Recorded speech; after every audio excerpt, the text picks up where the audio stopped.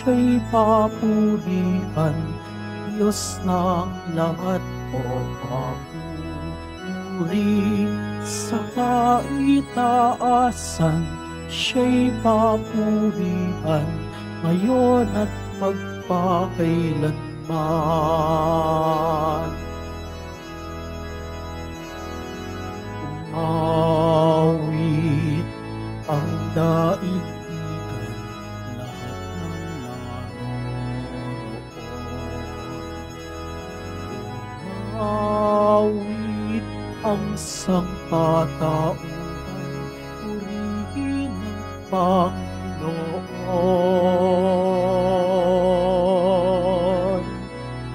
Papuri sa kaitaasan, siya'y papurihan, Diyos ng lahat o papuri sa kaitaasan, siya'y papurihan, ngayon at magpakailanman.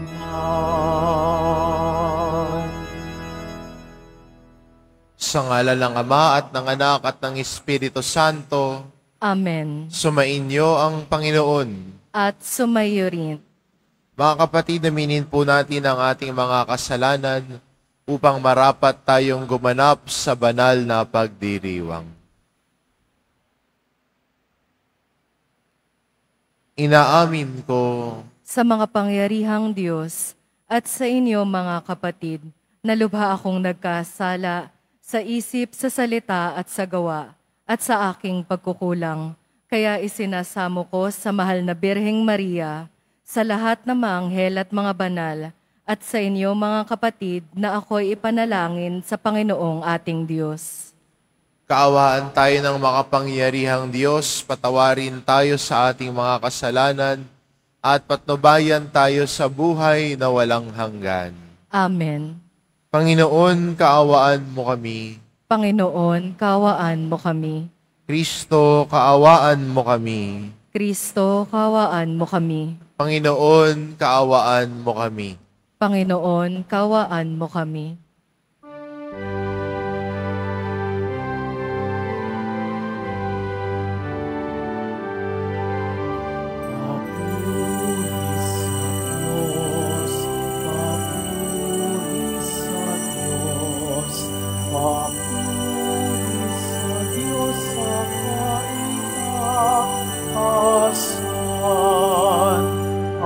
Sa lupa'y kapayapaan, at sa lupa'y kapayapaan, sa mga taong kinalulugdan, pinupuri ka namin, dinarangal ka namin, sinasamba ka namin, ipinagtutuli ka namin, pinasasalamatan ka namin, dahil sa dakila mong angking kapurihan. Panginoong Diyos, Hari ng langit, Diyos amang makapangyarihan sa lahat, Panginoong Jesucristo, muntong na anak, Panginoong Diyos, Kordero ng Diyos, anak ng Ama.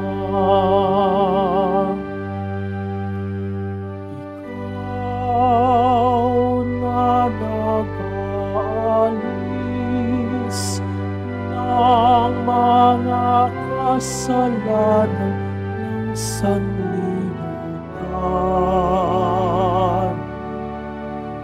Maawa ka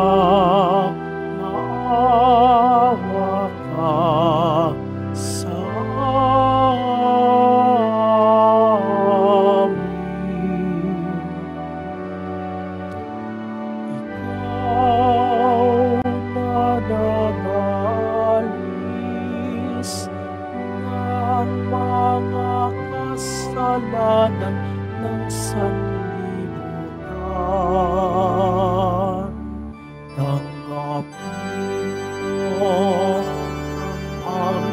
kahilingan. Tanggapin mo ang aming kahilingan. Ikaw na naluluklok sa kanan ng Ama, maawa ka sa amin, sapagkat ikaw lamang ang banal at ang kataas-taasan. Ikaw lamang, Jesucristo, ang Panginoon, kasama ng Espiritu Santo sa kadakilaan ng Diyos Ama. Amen. Ng Diyos Ama. Amen.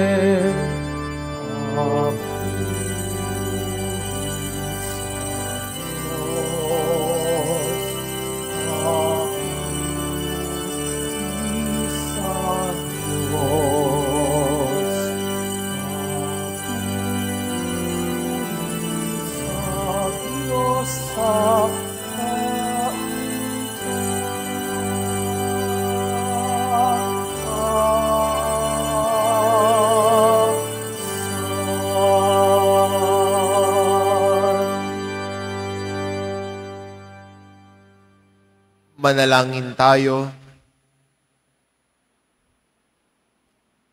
Ama naming makapangyarihan, lakas loob ka naming tinatawagan.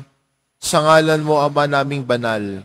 Sa kalooban namin ay panahanin mong lubos ang iyong espiritong sa aming kumukupkop upang sa lupaing ipinangako kami makapasok sa pamamagitan ni Hesukristo kasama ng Espiritu Santo magpa sa walang hanggan. Amen. Magsiupo muna po ang lahat.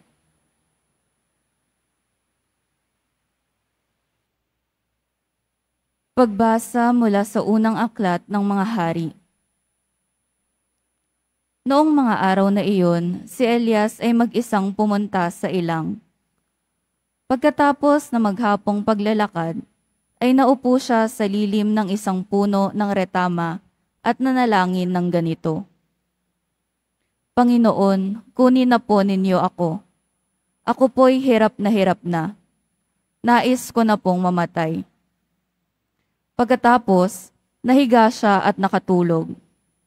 Ngunit dumating ang isang anghel, kinalabit siya at ang sabi, gising na at kumain ka. Nang siya'y lumingon, nakita niya sa may ulunan ang isang tinapay na niluto sa ibabaw ng mainit na bato at tubig sa isang sisidlan. Kumain nga siya at uminom. Pagkatapos ay nahiga uli. Ngunit bumalik ang anghel ng Panginoon. Kinalabit siya uli at sinabi, bumangon ka at kumain. Napakahaba pa ang lalakarin mo. Kumain nga siya uli at uminom at siya'y lumakas. Sa tulong ng pagkaing iyon, naglakbay siyang 40 araw at 40 gabi hanggang sa Horeb, ang bundok ng Diyos. Ang salita ng Diyos. Salamat sa Diyos. Magsumikap tayong kamtin ang Panginoong butihin. Magsumikap tayong kamtin ang Panginoong butihin. Panginooy aking laging pupurihin, sa pasasalamat di ako titigil. Aking pupurihin kanyang mga gawa, kayong naaapi, makinig, matuwa. Magsumikap tayong kamtin ang Panginoong butihin. Ang pagkadakila niya ay ihayag, at ang ngalan niya'y purihin ng lahat. Ang aking dalangi dinidinig ng Diyos, nawala sa akin ang lahat kong takot. Magsumikap tayong kamtin ang Panginoong butihin. Nagalak ang aping umasa sa Kanya, pagkat di nabigo ang pag-asa nila. Tumatawag sa Diyos ang walang pag-asa, sila'y iniligtas sa hirap at dusa. Magsumikap tayong kamtin ang Panginoong butihin. Anghel yaong bantay sa may takot sa Diyos, sa mga panganib sila'y kinukupkop. Ang galing ng poon hanaping masikap, yaong nagtiwala sa kanya't nagligtas, ay maiituturing na taong mapalad. Magsumikap tayong kamtin ang Panginoong butihin.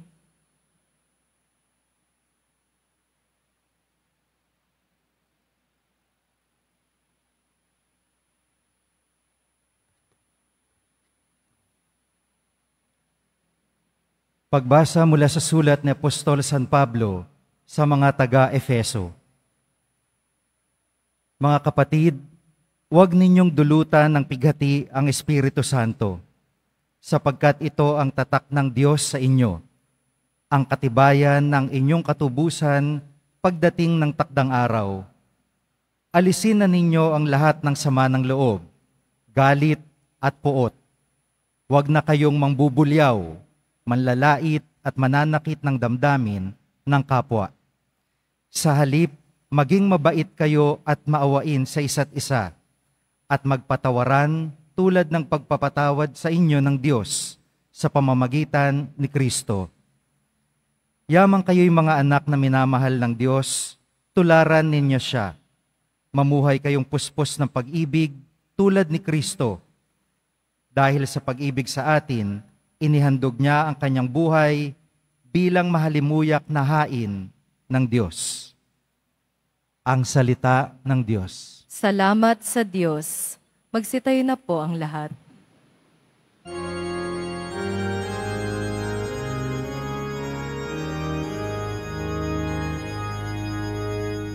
Hallelujah,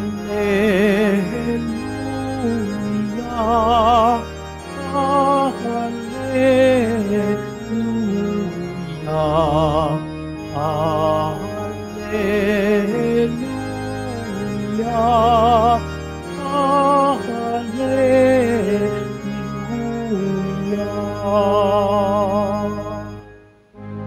Pagkain dulot ay buhay, si Jesus na poong mahal. Buhay natin siya kailanman. Hallelujah,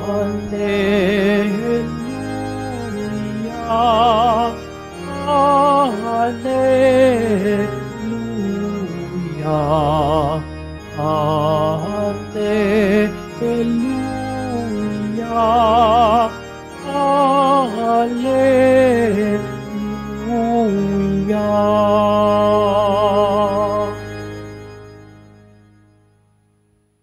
Sumainyo ang Panginoon, At sumayo rin. ang mabuting balita ng Panginoon ayon kay San Juan. Papuri sa iyo, Panginoon. Nung panahong iyon, nagbulong-bulungan ng mga Hudyo dahil sa sinabi ni Jesus, "Ako ang pagkaing bumaba mula sa langit." Sinabi nila, "Hindi ba ito si Jesus na anak ni Jose? Kilala natin ang kanyang ama't ina. Paano niya ngayong masasabi, bumaba ako mula sa langit?" Kaya't sinabi ni Jesus, "Huwag kayong magbulong-bulungan. Walang makalalapit sa akin, malibang dalhin siya ng amang nagsugo sa akin. At ang lalapit sa akin ay muli kong bubuhayin sa huling araw." Nasusulat sa aklat ng mga propeta, at silang lahat ay tuturuan ng Diyos. Ang bawat nakikinig sa Ama at natututo ay lalapit sa akin. Hindi ito nangangahulog ang may nakakita na sa Ama. Yaong nagmula sa Ama ang tanging nakakita sa Ama. Sinasabi ko sa inyo, ang nananalig sa akin ay may buhay na walang hanggan. Ako ang pagkaing nagbibigay buhay. Kumain ng mana ang inyong mga ninuno nang sila'y nasa ilang. ngayon may namatay. Ngunit ang sino mang kumain ng pagkaing bumaba mula sa langit ay hindi mamamatay. Ako ang pagkaing nagbibigay buhay na bumaba mula sa langit. Mabubuhay magpakailanman ang sino mang kumain nito. At ang pagkaing ibibigay ko sa ikabubuhay ng sanlibutan ay ang aking laman. Ang mabuting balita ng Panginoon. Pinupuri ka namin, Panginoong Hesukristo. Magsiupo muna po ang lahat.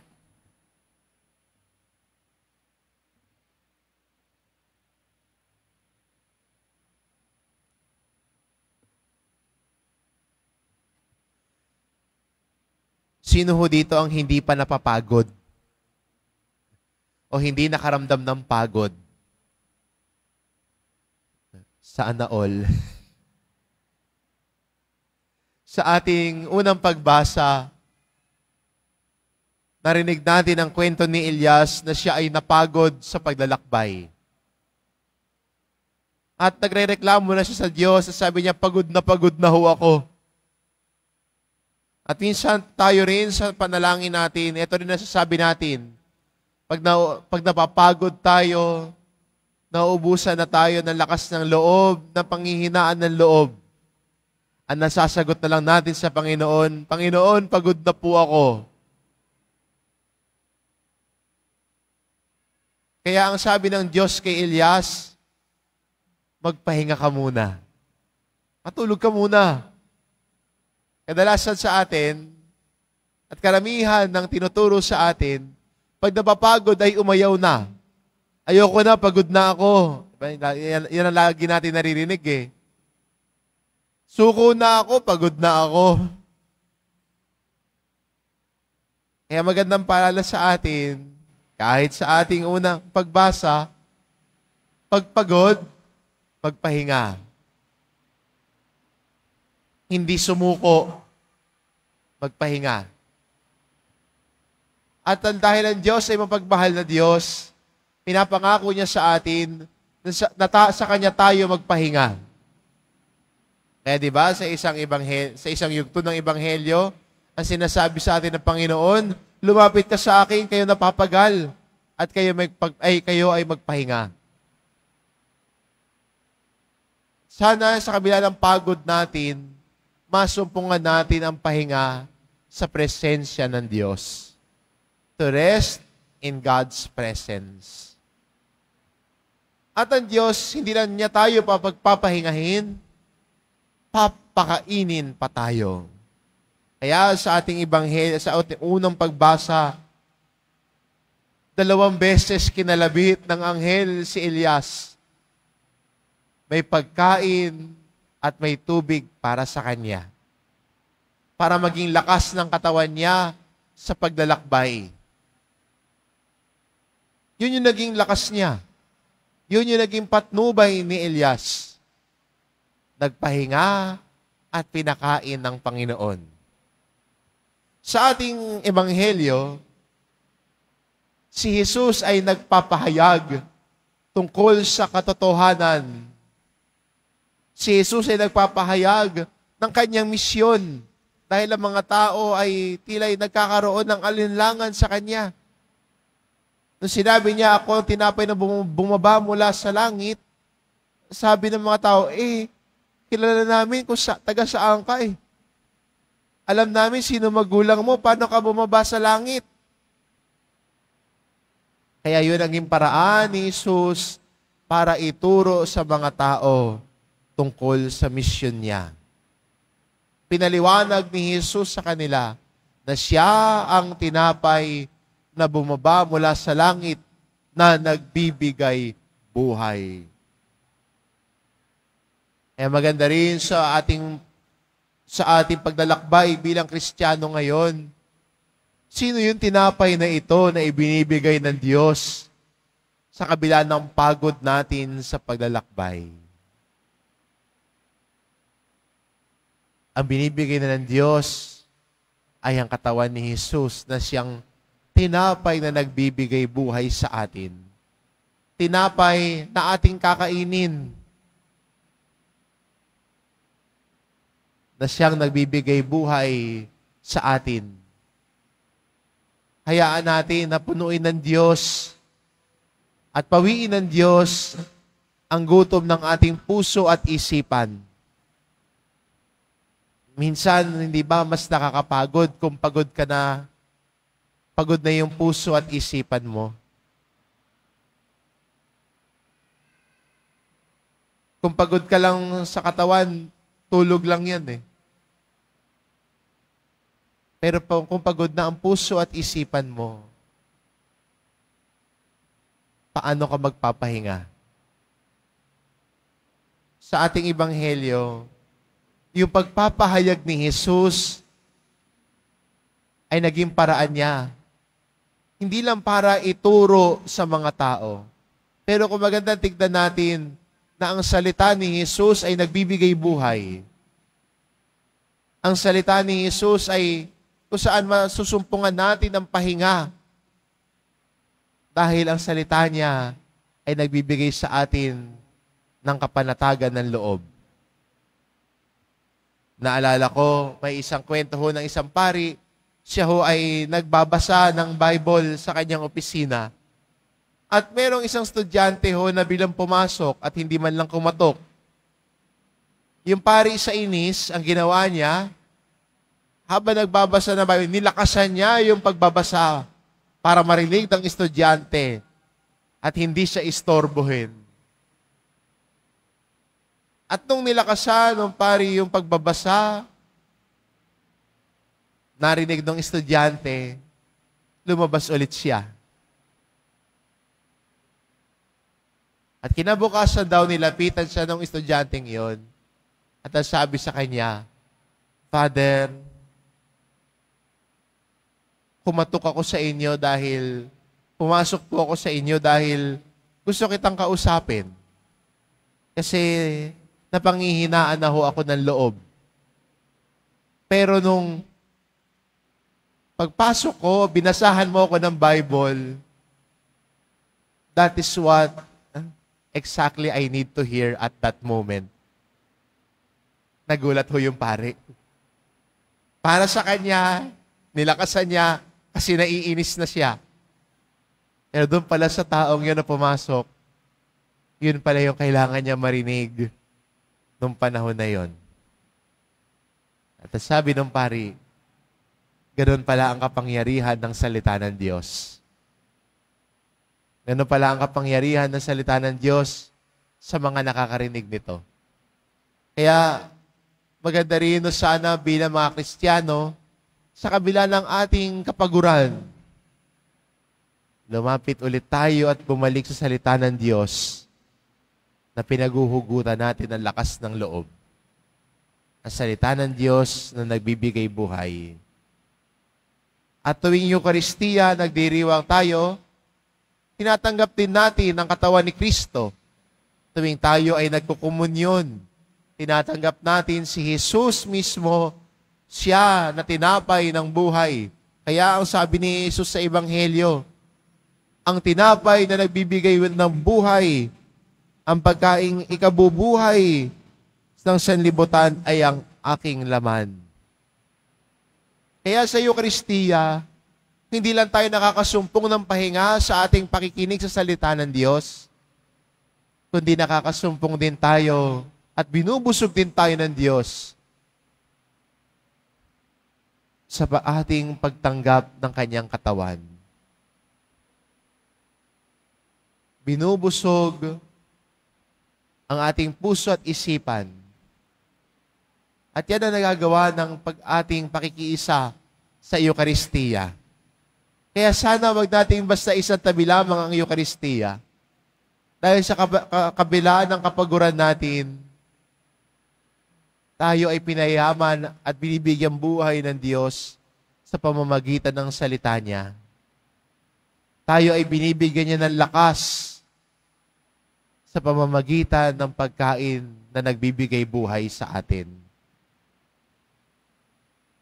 Kaya maganda rin sa ating pagtanggap ng komunyon sa misang ito, Tandaan natin na tinatanggap natin ay si Jesus mismo.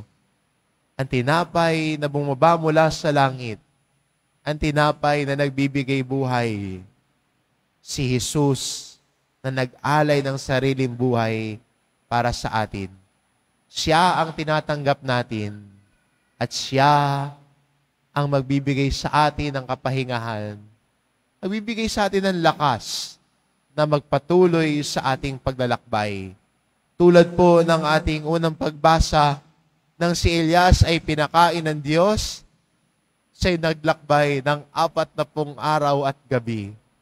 No, energizer yata yung nakain niya. No, tuloy-tuloy ang paglalakbay. At sa tatanggapin nating tinapay, ang katawan ni Kristo, yun na siya din ang nagbibigay pag-asa sa atin na tayo ay magpatuloy sa paglalakbay. Kaya magandang paalala sa atin ang ating mga pagbasa ngayon. Oo, napapagod tayo. Wala naman sigurong taong hindi napapagod, hindi ba? Pero sa kabila ng kapaguran natin, lalo ng puso at isipan, bumalik tayo sa salita ng Diyos. Tanggapin ang kanyang katawan. Ang salita at katawan niya na nagbibigay buhay, nagbibigay lakas ng loob para tayo ay magpatuloy sa ating paglalakbay at pagsusumikap na maging mabuting Kristiyano. Amen.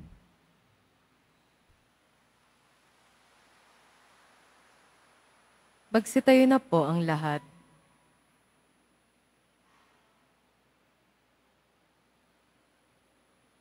Sumasampalataya ako Sa Diyos amang makapangyarihan sa lahat, na may gawa ng langit at lupa.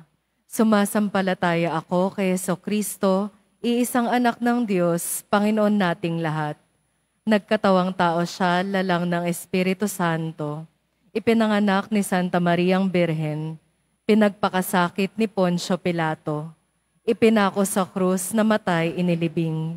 Nanaog sa kinaroroonan ng mga yumao, nang may 3 araw na buhay na mag-uli. Umakyat sa langit, naluluklok sa kanan ng Diyos amang makapangyarihan sa lahat. Doon magmumula, paririto at hukom sa nangabubuhay at nangamatay na tao. Sumasampalataya naman ako sa Diyos Espiritu Santo, sa banal na simbahang katolika, sa kasamahan ng mga banal, sa kapatawaran ng mga kasalanan, sa pagkabuhay na muli ng nangamatay na tao, at sa buhay na walang hanggan. Amen. Mga minamahal ko mga kapatid, dumulog tayo sa Diyos Ama upang pagkalooban niya tayo ng biyaya na makapagbigay buhay sa kapwa tulad ng kanyang anak na si Jesus. Taglay matibay na pananampalataya, manalangin tayo. Panginoon, dinggin mo ang iyong bayan. Panginoon, dinggin mo ang iyong bayan. Para kay Papa Francisco, Jose na aming obispo, mga pari at mga diakono, magsilbing bukal at tururok nawa ng kanilang buhay ang Eukaristiya upang makasumpong sila ng lakas at inspirasyon sa paglilingap nila sa bayan ng Diyos. Manalangin tayo. Panginoon, dinggin mo ang iyong bayan.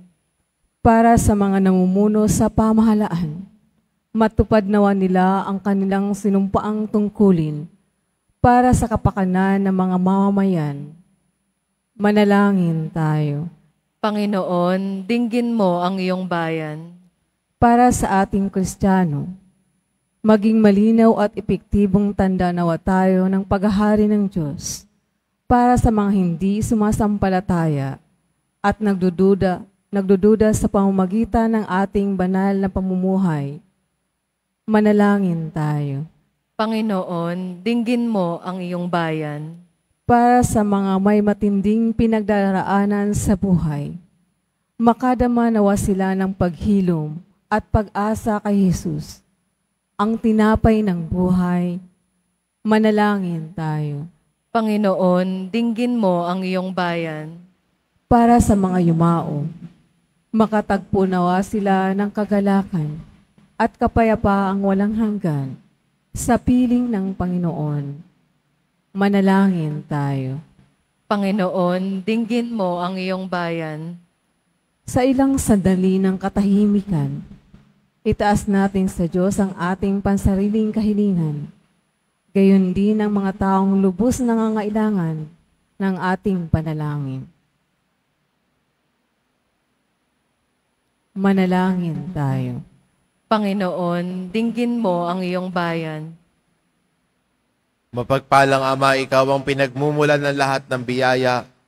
Gabayan mo ang iyong bayan sa daan ng kabanalan upang sa aming pagsunod sa iyo, kami rin ay makiisa kay Jesucristong anak mo, na buong pusong nag-alay ng sarili upang maging pagkaing nagbibigay buhay, ngayon at magpasawalang hanggan. Amen. Magsiupo muna po ang lahat.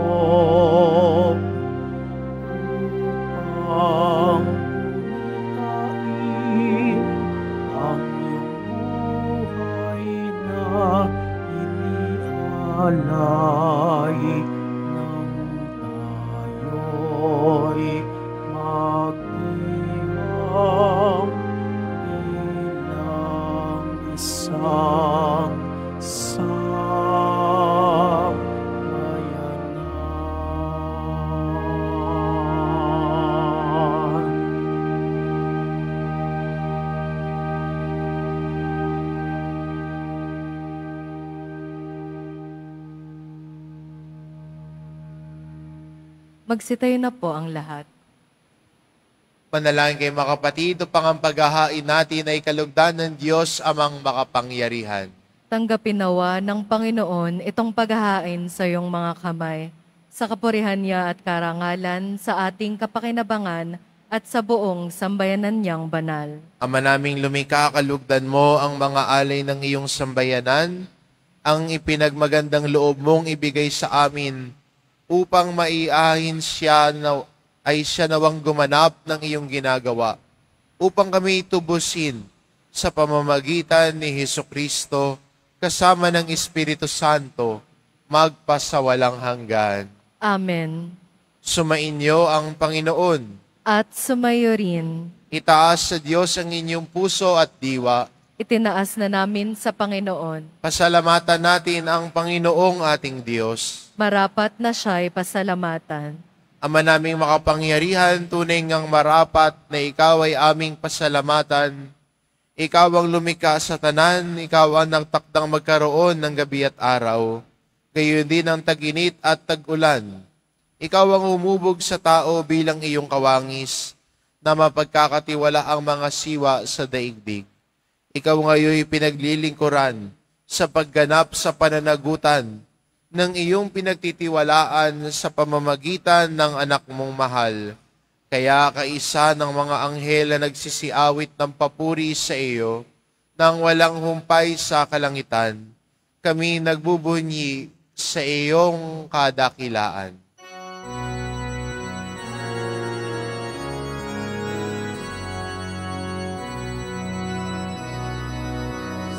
Santo, Santo, Santo, Panginoong Diyos ng mga hukbo, napupuno ang langit at lupa, nakadakilaan mo. Hosana sa kaitaasan, wala ang naparirito sa ngalan ng Panginoon. Hosana sa kaitaasan.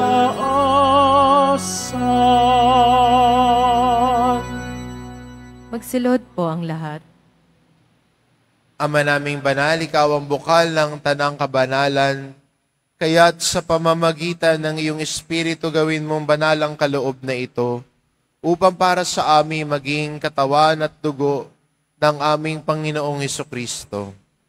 Bago niya pinagtiis ang kusang loob na maging handog, hinawakan niya ang tinapay, pinasalamatan kanya, pinaghati-hati niya iyon, iniabot sa kanyang mga alagad at sinabi, "Tanggapin ninyong lahat ito at kanin.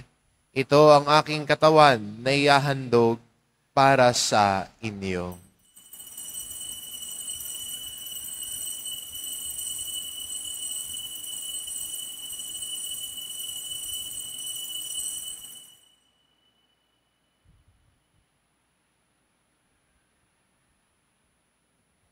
Gayon din naman na matapos ang hapunan, hinawakan niya ang kalis.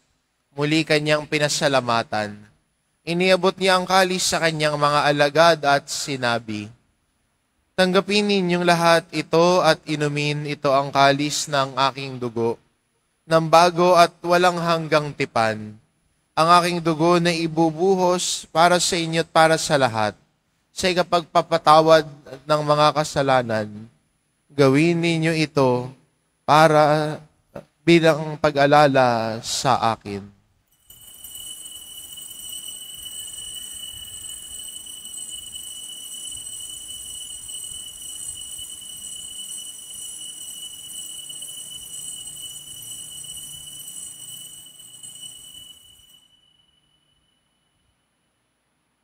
Magsitayo na po ang lahat. Ipagbunyi natin ang misteryo ng pananampalataya.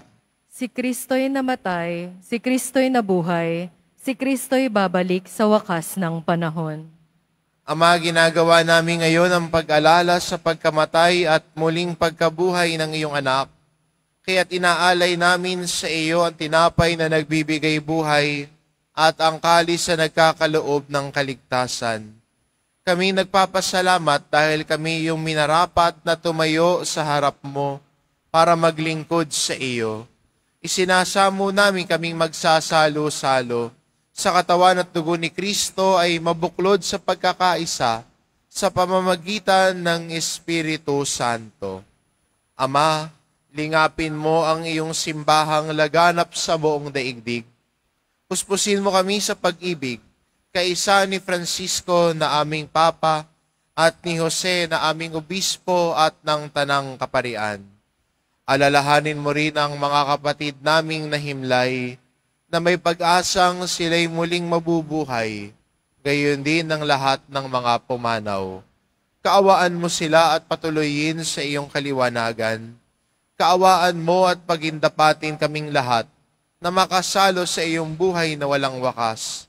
Kaisa ng mahal na Birheng Maria na ina ng Diyos, ng kabiyak ng puso niyang si San Jose, kaisa ng mga apostol at ng lahat ng mga banal na namuhay dito sa daigdig ng kalugod-lugod sa iyo, maipagdiwang nawa namin ang pagpupuri sa ikararangal mo sa pamamagitan ng iyong anak na aming Panginoong Hesukristo. Sa pamamagitan ni Kristo, kasama niya at sa Kanya, ang lahat ng parangal at papuri ay sa iyo, Diyos amang makapangyarihan, kasama ng Espiritu Santo, magpasawalang hanggan.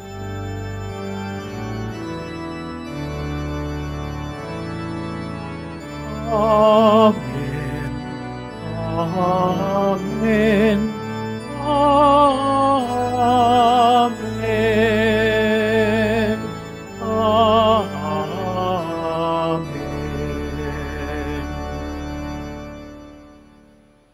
Sa tagubilin ng mga nakagagaling na utos at turo ni Jesus na Panginoon natin at Diyos, ipahayag po natin ng lakas loob. Ama namin, sumasalangit ka. Sambahin ang ngalan mo. Mapasa amin ang kaharian mo. Sundin ang loob mo dito sa lupa para nang sa langit. Bigyan mo kami ngayon ng aming kakanin sa araw-araw at patawarin mo kami sa aming mga sala para nang pagpapatawad namin sa nagkakasala sa amin. At huwag mo kaming ipahintulot sa tukso at iadya mo kami sa lahat ng masama. Hinihiling namin kami adya sa lahat ng masama, pagkalooban ng kapayapaan araw-araw, iligtas sa kasalanan at ilayo sa lahat ng kapahamakan. Samantalang aming pinananabikan ang dakilang araw ng pagpapahayag ng tagapagligtas naming si Hesu Kristo. Sapagkat iyo ang kaharian at ang kapangyarihan at ang kapurihan magpakailanman. Amen. Panginoong Hesukristo, sinabi mo sa iyong mga apostol, kapayapaan ang iniiwan ko sa inyo, ang aking kapayapaan ang ibinibigay ko sa inyo. Tungayan mo ang aming pananampalataya at huwag ang aming pagkakasala. Pagkalooban mo kami ng kapayapaan at pagkakaisa, ayon sa iyong kalooban, kasama ng Espiritu Santo, magpasawalang hanggan. Amen. Ang kapayapaan ng Panginoon ay laging sumainyo. At sumayo rin. Magbigayan kayo ng kapayapaan sa isa't isa.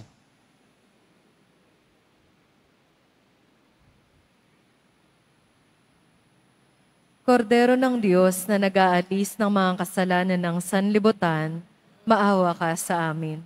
Kordero ng Diyos na nag-aalis ng mga kasalanan ng sanlibutan, maawa ka sa amin. Kordero ng Diyos na nag-aalis ng mga kasalanan ng sanlibutan, ipagkaloob mo sa amin ang kapayapaan. Magsaluhod po ang lahat.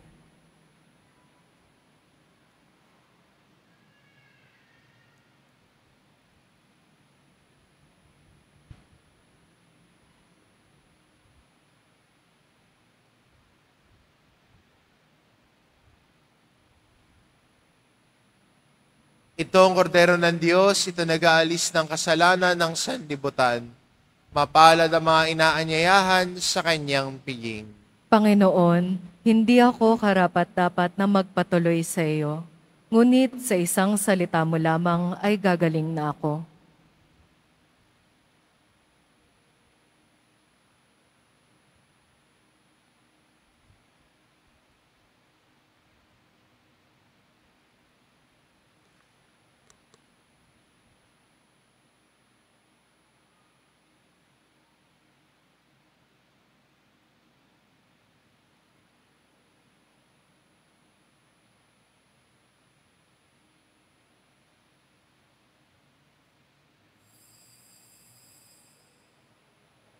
Para po sa lahat ng tatanggap ng banal na komunyon, sasagot po tayo ng amen pagkasabi ng pari o ng lay minister ng katawan ni Kristo.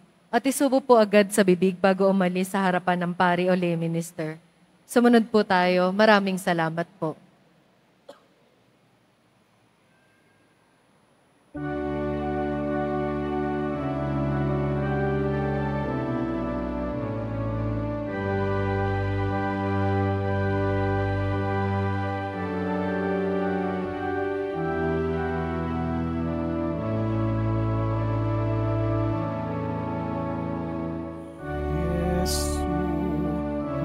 Despite dono Patris, Jesu, fons vitae, fons vitae aquae, cibus et potus noster, cibus et potus noster, in itinere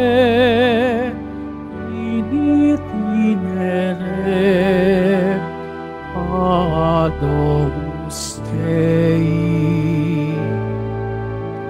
Mula sa lupa, sumibol kang masigla, matapos kang iwakan ng mga masasama. Sumilang ang liwanag ng mga nawawala. Tinapay na ang buhay, pagkain ng dukha. Jesu, anis vitae Domini Patris. Jesu, cons vitae vos vitae aquae. Cibus et potus noster. Cibus et potus noster in itinere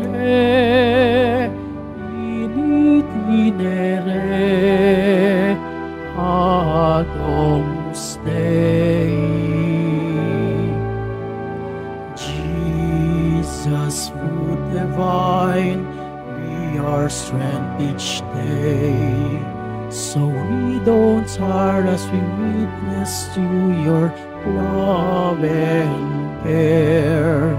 To those in greater need, both near and far away, may we lead them back to you, all those who've gone astray. Jesu, anis vitae Domini Patris. Jesu, cons vitae vos vitae aquae. Cibus et potus noster. Cibus et potus noster in itinere ad Domus Dei. Pagkain ng buhay, handog ng Ama. Bukal ka ng buhay, batis ng biyaya. Maging pagkain sa amin at inumin ng tanan sa paglalakbay namin sa tahanan ng Ama. Jesu, anis vitae Domini Patris. Jesu, cons vitae vos vitae aquae. Cibus et potus noster. Cibus et potus noster in itinere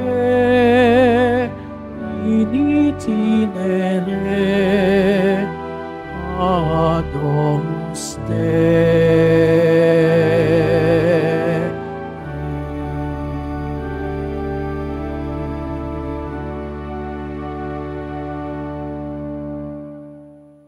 Announcement. Kasalukuyan po tayong nagdiriwang ng mga misa nobenaryo sa karangalan ng Nuestra Señora de la Buena Hora tuwing alas 12:15 ng tanghali. Sa darating na 15 ng Agosto, sa ganap na alas 5 ng hapon, ay gaganapin ang maringal na misa sa pagdiriwang ng dakilang kapistahan ng pag-akyat sa langit ng mahal na Birheng Maria at sa karangalan ng Nuestra Señora de la Buena Hora. Ito po ay susundan ng prosesyon. Inaanyayahan po ang lahat na dumalo. Pinaalalahanan naman po ang lahat ng nagsisimba na pagkatapos ng misa, wiwisikan po ang lahat ng banal na tubig. Pinakikiusapan po ang lahat na manatili lamang muna sa inyong mga lugar. Tanging sa Quezon Boulevard o Plaza San Juan lamang po ang labasan ng lahat. Sumunod po tayo at maraming salamat po sa inyong pagdalaw at pagsisimba sa Basilica Minor at Pambansang Dambana ni Jesus Nazareno. Magsitayo na po ang lahat. Manalangin tayo. Ama naming mapagmahal, ang pakikinabang namin sa piging na banal ay magdulot nawa sa amin ng kaligtasan at magtanghal sa amin sa luningning ng iyong katapatan sa pamamagitan ni Hesukristo kasama ng Espiritu Santo, magpasawalang hanggan. Amen. Sumainyo ang Panginoon. At sumayo rin. Mahal na pong Jesus Nazareno, inihayag mo sa pamamagitan ng krus ang walang maliw na pag-ibig ng Diyos sa sangkatauhan. Pakinggan mo ang kahilingan ng iyong angka na nagsusumamo sa iyo. Makamtan nawa nila ang iyong katugunan at tanggapin ang kasagutan na may utang na loob na tinatanaw. Basbasan din po ninyo ang mga may daladala nilang imahen at dasalan sa pamamagitan ng bendisyon na ito, naway maalala nila ang mga pangako nila noon sa binyag, na ikaw ang kanilang iibigin at paglilingkuran bilang Panginoon magpasawalang hanggan. Amen. At pagpalain kayo ng ating mapagmahal na Diyos, ang Ama, at ang Anak, at ng Espiritu Santo. Amen. Humayo kayo, taglay ang kapayapaan ng poong Jesus Nazareno. Salamat sa Diyos.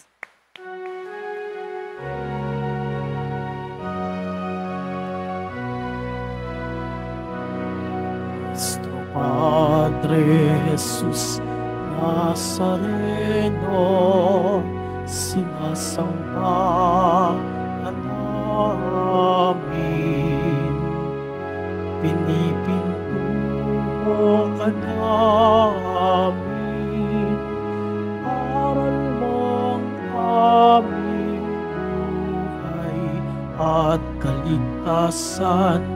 Nuestro Padre Jesus Nazareno, iligtas mo kami sa kasalanan.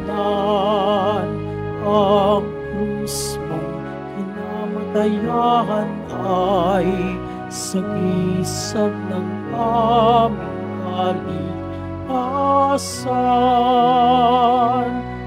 Nuestro Padre Jesus Nazareno, dinarangal ka namin. Nuestro Padre Jesus Nazareno, dinalati ka namin. Nuestro Padre Jesus Nazareno, dinarangal ka namin. Nuestro Padre Jesus Nazareno, niluluwalhati ka namin.